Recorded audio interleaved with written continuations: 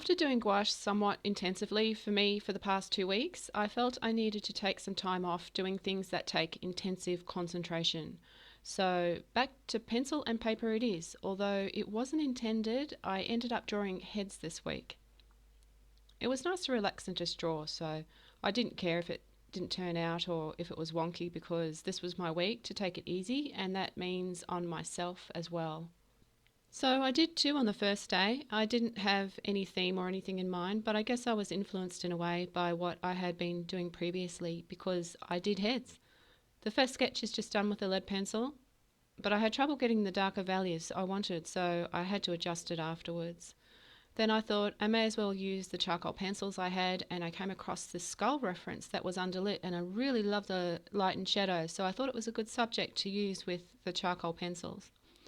It was fun to draw and slowly see it come together. I don't draw skulls very often these days, and it was nice not to stress about colour and only have to deal with values and just go with the flow.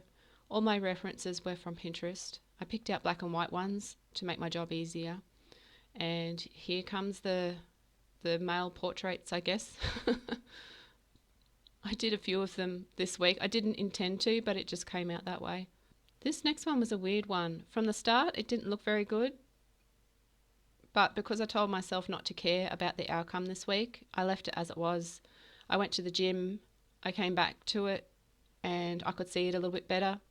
So it looks a lot better now. I just needed fresh eyes and to do a little bit of refining, that's all. I only worked on the stuff I felt like working on, so a lot of the other stuff is really unfinished and raw, like the clothing and, well, the rest of the body on some of these. I think it was at this point I realised that I'd just been using the charcoal apart from that first initial sketch, and so I just kind of went with the flow after that. I really liked drawing the long hair on this one. It's really hard not to try and critique the work that I've done. I really wanted it to just be what it is. It's not easy to turn that self-critique off. I mean, no one likes to see less than perfect work. It tends to feel bad. And it was something I had to give myself permission for.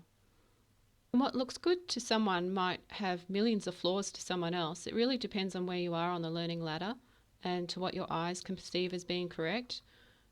I just I just wanted to say that in case someone who's just starting out sees this and wonders where the flaws are and thinks I'm talking bullshit, because as you improve, your standards of what looks right will as well. The same problems that plagued me as a beginner still plague me today. Sometimes it really comes out in my work and I just hate it. And I hate that I can't see it all the time. But this week was a week of letting go of all of that.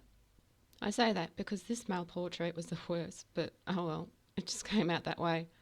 They all go in the shoebox anyway.